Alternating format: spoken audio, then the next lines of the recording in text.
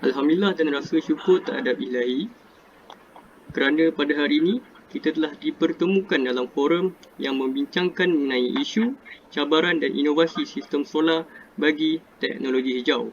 Assalamualaikum dan selamat sejahtera saya ucapkan. Sebelum kata berselam bicara, sebelum ilmu menusuk di dada, kata orang tak kenal maka tak cinta. Oleh itu, sebelum kita pergi dengan lebih jauh lagi, kita berkenalan dengan 3 orang ahli panel yang akan membuat perkongsian serta mengupas tema di atas. Okey, memperkenalkan ahli panel pertama, Haizat Huzairi bin Rusli, Nurul Izzah binti Muhammad Satta dan yang ketiga, Syaidatul Anis binti Rosman. Disengat tebuan di atas perahu, siang malam tidak keruan. Kalau tuan-puan hendak tahu, kekakan alam dengan kehijauan. Perkongsian laporan dunia penilaian perubahan iklim ke-6 yang dikeluarkan oleh panel perubahan iklim antara kerajaan IPCC Pertubuhan Bangsa-Bangsa Bersatu PBB pada 9 Ogos lalu. Pemanasan global meningkatkan suhu purata dunia melebihi 1.1 darjah Celsius berbanding suhu zaman pra-perindustrian Eropah dan kini berada di ambang melepasi had 1.5 darjah Celsius. Laporan tersebut mengaitkan peningkatan suhu dan perubahan iklim kini kepada peningkatan kepekatan gas karbon dioksida di atmosfera serta gas rumah hijau lain sebagai faktor penyebab. Jadi, bagi mengupas dengan lebih lanjut mengenai tema tenaga solar yang diyakini menjadi teknologi hijau untuk melestarikan alam sekitar, tanpa membuang masa, saya ingin bertanya kepada ahli panel kita yang pertama. Encik Huzairi, bolehkah Encik kongsikan bersama maksud definisi teknologi hijau dan keberkesanan teknologi ini pada alam sekitar? Dipersilakan. Terima kasih kepada Encik moderator kita yang segak lagi bergaya. Teknologi hijau. Apa yang dimaksudkan dengan teknologi hijau? Teknologi itu boleh didefinisikan sebagai mekanisme ataupun sistem. Manakala hijau adalah warna seperti yang kita sedia maklum dan sering dikaitkan dengan alam semula jadi dan alam sekitar. Jadi apa yang dapat disimpulkan di sini, teknologi hijau bermaksud aplikasi dalam sesuatu produk atau peralatan serta sistem untuk memelihara alam sekitar dan alam semula jadi bagi menangani impak negatif daripada aktiviti manusia. Apa sahaja teknologi yang berkaitan dengan alam semula jadi seperti solar, angin, air dan sebagainya dan mampu menyumbang kepada pengurangan pelepasan gas rumah hijau, ia akan dianggap sebagai satu teknologi hijau. Dan apa yang dapat disimpulkan di sini, kita dapat lihat bahawa teknologi hijau ini dapat memberikan impak yang positif kepada alam sekitar dan oleh itu kita dapat lihatlah keberkesanan teknologi hijau ini. Dia mampu untuk menangani apa sahaja kesan negatif yang berlaku di sekitar dan di alam semula jadi. Okey, terima kasih. Menurut sumber Era Sains, Teknologi dan Inovasi, permintaan bekalan elektrik diramalkan mencecah 18,947 megawatt pada tahun 2020 dan 23,092 megawatt pada tahun 2030 yang menunjukkan peningkatan hampir 35% berbanding 14,700 megawatt pada tahun 2019. Penggunaan tenaga elektrik yang meningkat dari tahun ke tahun ini adalah berikutan pertambahan kapasiti populasi di Malaysia. Dan satu lagi soalan saya ingin tujukan kepada panel satu kita. Wajarkah penggunaan sistem solar ini diaplikasikan di Malaysia? Okey, silakan. Right, terima kasih lagi sekali untuk tuan moderator kita. Bagi menjawab soalan tersebut, saya dapat lihat daripada data yang diberikan, kita dapat lihatlah saban hari dalam negara kita, dalam menongkak arus kemodenan ni, kita dapat lihat penggunaan kuasa tenaga elektrik ni banyak diguna pakai oleh kerana bangunan-bangunan yang banyak ataupun populasi masyarakat yang ada dalam negara Malaysia ni sendirilah. Jadi bagi pandangan saya wajar untuk kita menggunakan tenaga solar ni sebab Antara sebab yang pertama adalah bagi mengurangkan tenaga kuasa elektrik itu sendiri. Untuk satu sistem solar yang berkuasa 4 kilowatt, itu adalah satu saiz yang domestik lah bagi perkhidmatan. Maknanya setiap rumah kalau ada satu sistem solar yang 4 kilowatt tu perkara yang biasa. Dari situ kita dapat bahawa kita dapat menjimatkan tenaga elektrik, dan yang lain, tenaga solar pula baik untuk persekitaran lah. Ia merupakan tenaga yang bersih dan boleh diperbarui. Seperti yang kita sedia maklum kan, tenaga solar menggunakan cahaya matahari. Itu adalah salah satu tenaga yang boleh diperbarui. Selain itu, kita dapat menawarkan peluang pekerjaan sebab seperti yang sedia maklum, tenaga solar ni bukanlah tenaga yang satu sistem yang baru dalam Malaysia, tapi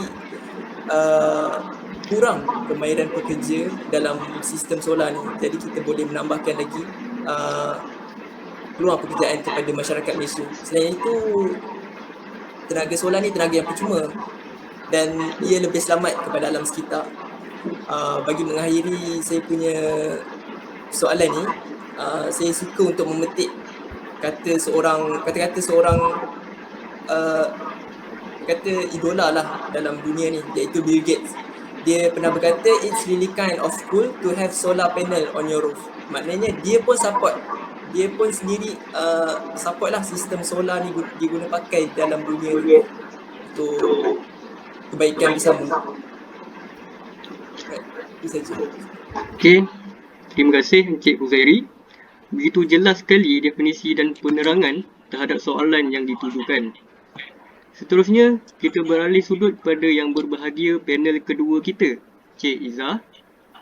Apakah isu dan cabaran dalam usaha mengembangkan sistem solar dalam industri teknologi hijau? Dipersilakan. Terima kasih yang diucapkan kepada Tuan Moderator kita, iaitu Encik Haziq. Sungguh tanpa bergaya ya katanya. Okey. Jadi saya akan membincangkanlah isu dan cabaran yang dihadapi di negara kita, iaitu Malaysia. Kita, negara Malaysia dikurniakan negara yang iklim khatulistiwa, iaitu panas dan lembap. Jadi negara kita berupaya untuk menjana tenaga elektrik berasaskan sumber cahaya dengan kadar penerimaan dalam sehari tu sumber radiasi cahaya dalam kadar purata 4,000 ke 5,000 watt hour per meter.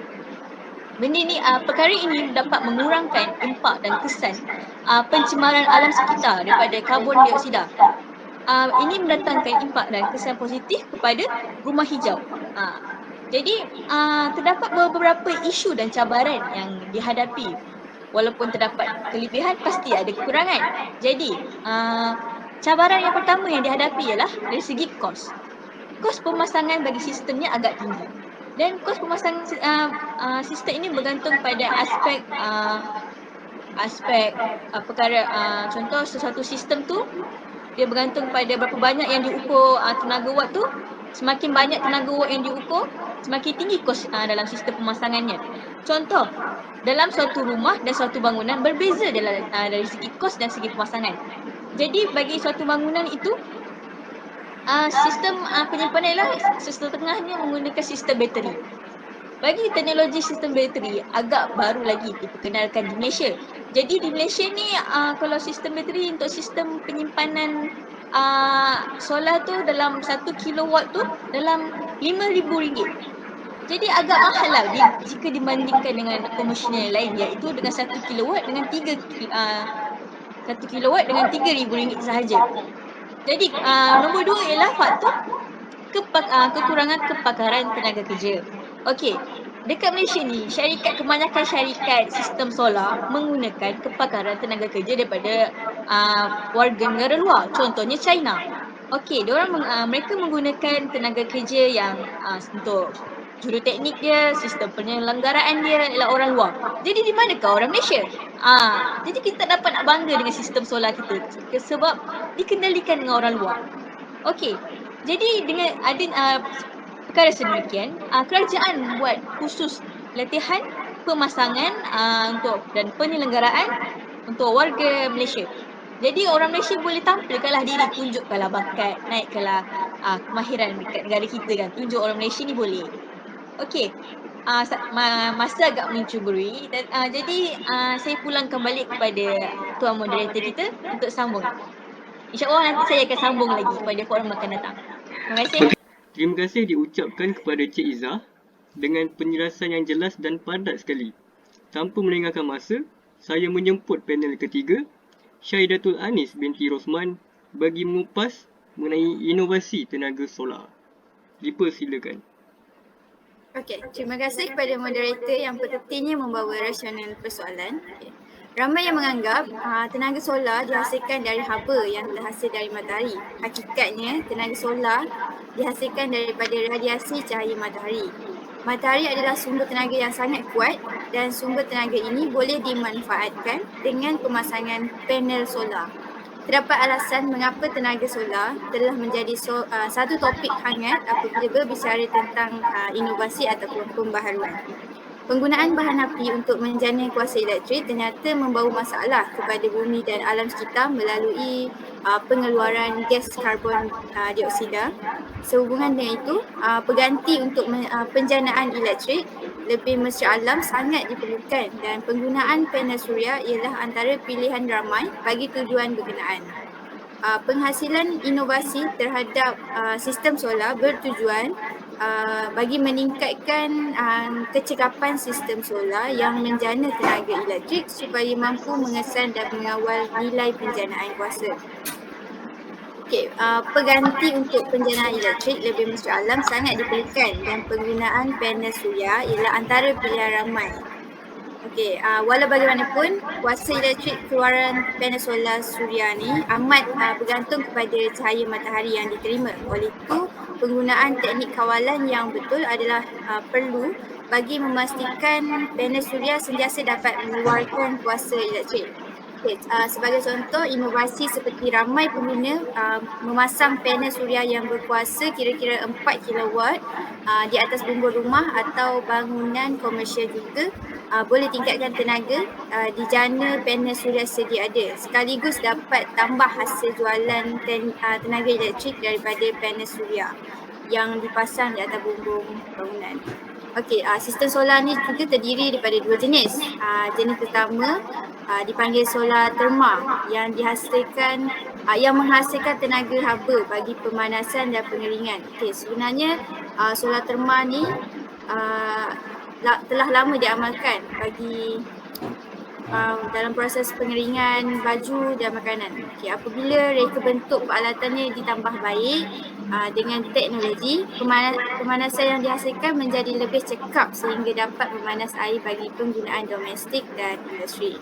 Yang kedua pula adalah solar photovoltaik yang menghasilkan elektrik secara terus oleh panel solar apabila disinari oleh matahari. Bahan panel solar biasanya terdiri daripada bahan semikonduktor dengan kecekapan tertinggi menghampiri 21% menukar sinaran matahari ke elektrik. Okey, setakat ini itu sahaja daripada saya, saudara pengerusi tentang inovasi optimum penjanaan tenaga solar. Saya serahkan semula kepada moderator Encik Haziq. Terima kasih. Terima kasih diucapkan kepada Cik Syahidatul di atas penerangan beliau. Jadi sistem solar ni telah berlaku banyak inovasi berperingkat daripada dulu lagi. Dan kini yang kita sering dengari adalah sistem PV, photovoltaik, solar. Dan Cik Izzah, saya berbalik pada panel ketiga, panel kedua. Adakah Cik Izzah mungkin ada sedikit penambahan atau perkongsian mengenai inovasi sistem solar ini? Dipersilakan.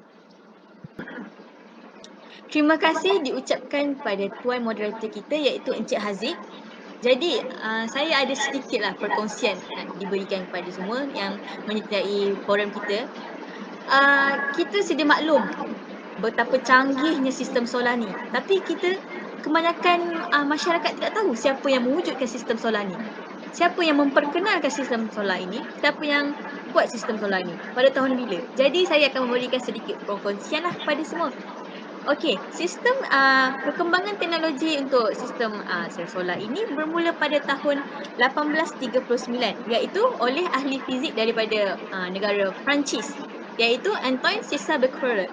Beliau membuat penyelidikan dengan memerhatikan elektrolit dekat padat dalam larutan elektrolit. Voltan berkembang apabila cahaya terkena jatuh pada elektrolit. Jadi ini merupakan kesan voltaik dan mereka membuat kajian. Apakah itu kesan voltaik yang disebutkan oleh panel 3 tadi? Kesan voltaik merupakan daripada cahaya matahari dan bertukar kepada tenaga elektrik. Dan ini yang berlaku dan mereka membuat kajian dan berterusan pada Elizabeth Elman Becquerel pada tahun 1839 juga. Beliau membuat kajian lah apa benda yang berlaku ni kan, kesan voltaik ni apa. Jadi kajian dibuat. Hasil sumbangan daripada kajian ni menjadi kajian hasil sumbangan saintifik lah pada tahun itu. Sangat penting pada tahun itu kajian tersebut.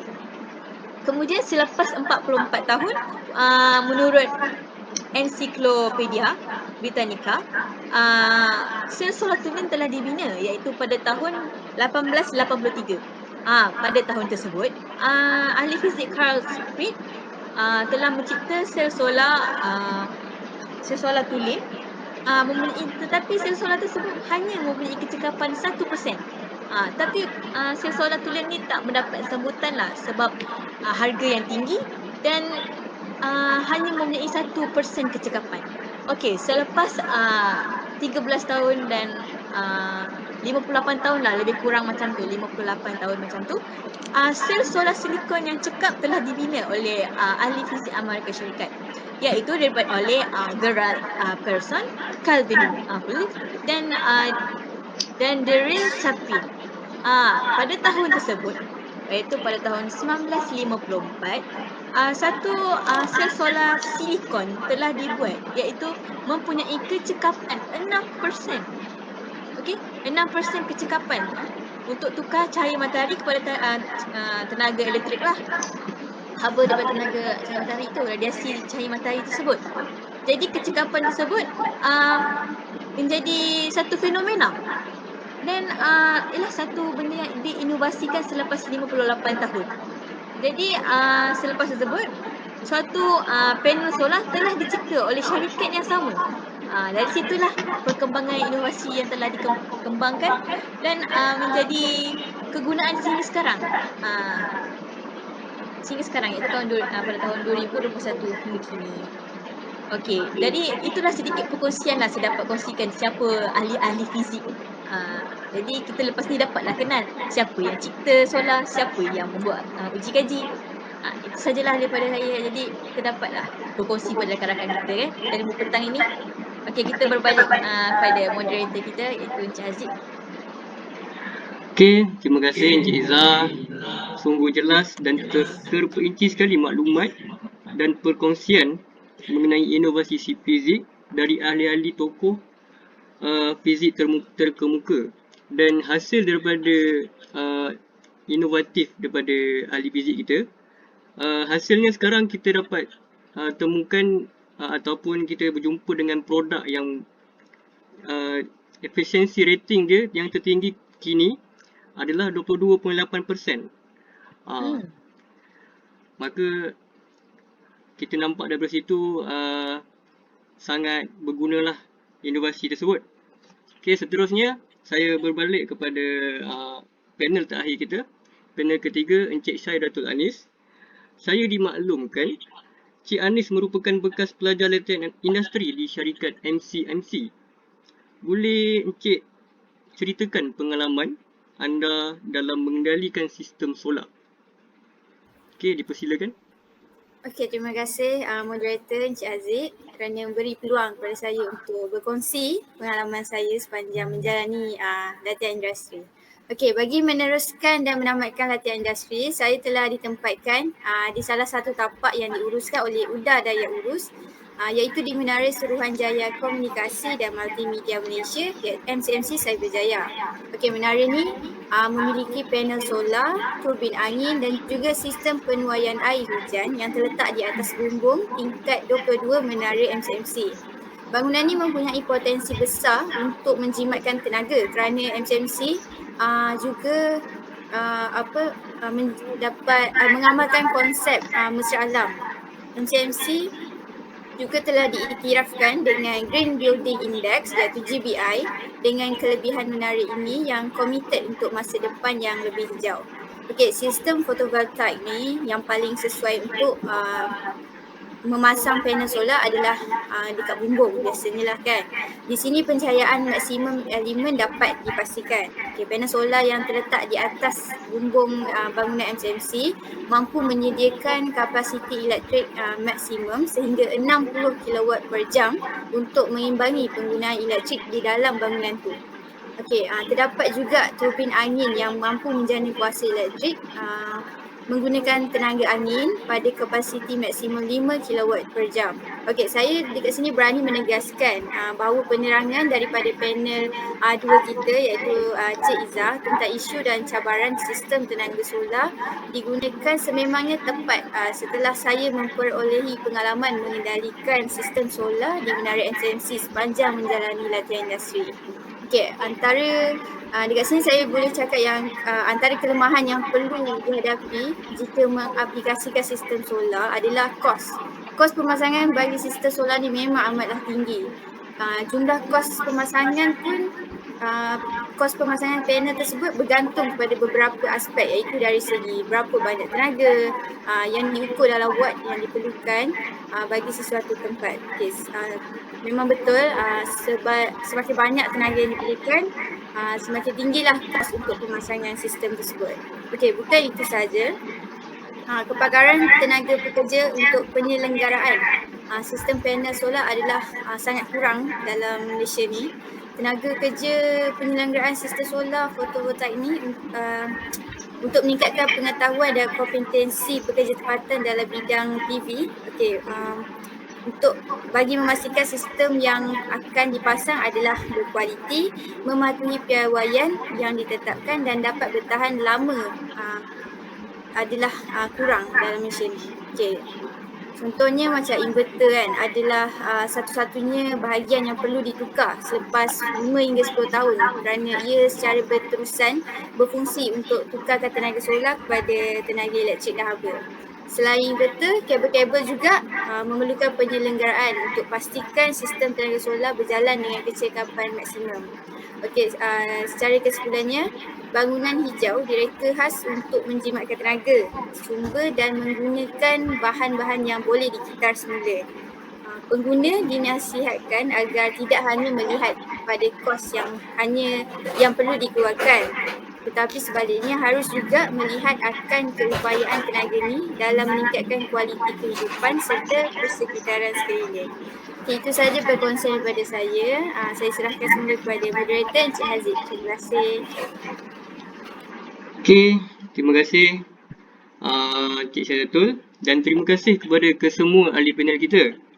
Begitu banyak sekali ilmu yang dapat dikongsikan pada hari ini dan terima kasih sekali lagi kepada ahli panel sekalian di atas info dan pandangan yang mantap sekali. Okey, masa begitu mencemburui. Kesimpulannya, di sini kita sebagai rakyat Malaysia seharusnya sedar bahawa sumber tenaga konvensional seperti petroleum, arang batu, gas adalah sumber yang tidak boleh diperbarui dan bakal habis suatu hari nanti. Tindakan yang proaktif perlu diterokai dan dipraktikkan bagi mencari sumber alternatif kepada tenaga boleh diperbarui untuk menggantikan sumber tenaga konvensional tadi. Walau bagaimanapun, ia terpulang kepada setiap individu untuk memutuskan sama ada penggunaannya adalah bagus ataupun tidak. Kebaikan dan keburukan untuk mengaplikasikannya dalam kehidupan sejagat. Sebelum kita menutup tirai pada hari ini, suka saya untuk memperdengarkan sebuah pantun. Yang berbunyi, kalau ada jarum yang patah, jangan simpan di dalam peti. Kalau ada silap salah, jangan simpan di dalam hati. Mangkuk jorong, pinggan jorong, si jorong berisi buah jati. 2, 3 kata terdorong, jangan dibawa masuk ke dalam hati. Saya sudahi majlis ini, majlis forum kita dengan kata-kata sekian, terima kasih.